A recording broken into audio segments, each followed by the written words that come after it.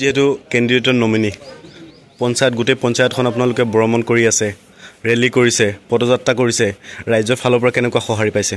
আমি 12 নং কৰ্মপাৰত আঞ্চলিক সদস্য পদৰ প্ৰাৰ্থী মোৰ মিছেছ এলিজা পাৰভিন তেখেতে দলে তেখেতক প্ৰদান কৰিছে আৰু আজি আমি ৰেলী দিছিলোঁ। ৰেলীত যি পৰিমাণে সঁহাৰি পাইছোঁ, কালি আনুষ্ঠানিকটো বাকী আছে। ৰাইজৰ সঁহাৰি দেখি আমাৰ মনটো খুব সুখী আৰু আমি আশা ৰাখিছোঁ যাতে যদি জয়ী হওঁ তেতিয়াহ'লে ৰাইজৰ সকলোখিনি অভিযোগ আমি পূৰণ কৰাৰ চেষ্টা কৰিম।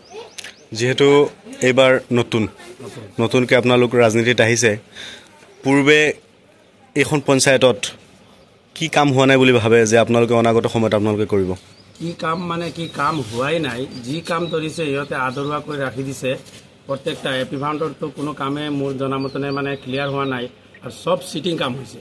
প্ৰত্যেকটা বস্তুত আপোনাৰ এটাৰ ওপৰত আৰু এটা চাইনবোৰ্ড মাৰিছে আৰু ডাবল চাইনবোৰ্ড মাৰি কাম কৰিছে। ৰাইজে জানে আমি যেতিয়া ভোট খুজিবলৈ গৈছিলোঁ ৰাইজৰ ওচৰত বহুত ধৰণৰ অভিযোগ পাইছোঁ।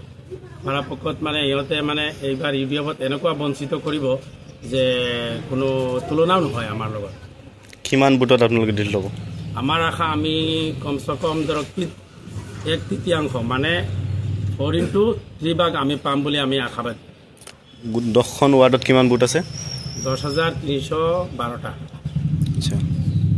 আচ্ছা, ৰাইজৰ যিহেতু এইখন অঞ্চলতে বিভিন্ন সমস্যা, এখন ভাল হস্পিটেল নাই, স্কুলৰ ছাত্ৰ ছাত্ৰীৰ অসুবিধা, এই সমস্যাবোৰ আপোনালোকে কেনেকৈ মোকাবিলা কৰিব? আমি মোকাবিলা কৰিম মানে যিটো সময় আহিব আমি পৰাপক্ষত ৰাইজৰ সকলো সুবিধাবিলাক আমি পূৰণ কৰাৰ চেষ্টা কৰিম।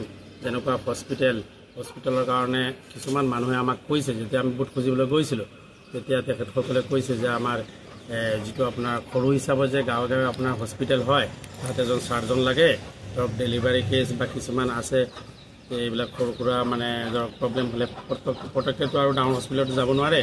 প্ৰাইমাৰী হস্পিটেল হিচাপত মানে ধৰক গাঁৱে গাঁৱে এখন হস্পিটেল লাগে। আমি আশা কৰিছোঁ যদি আমি জিতি যাওঁ বা আমাক ৰাইজে সঁহাৰি দিয়ে তেতিয়াহ'লে আমি নিশ্চয় জিতিম আৰু জিতিলে আমি এইখিনি আশা আমাৰ CM ছাৰটোৰ লগত লাগি কথা পাতি বা আমাৰ স্বাস্থ্যমন্ত্ৰী যিজন আছে তেখেতৰ লগত কথা পাতি আমি এইখিনি পূৰণ কৰাৰ চেষ্টা কৰিম।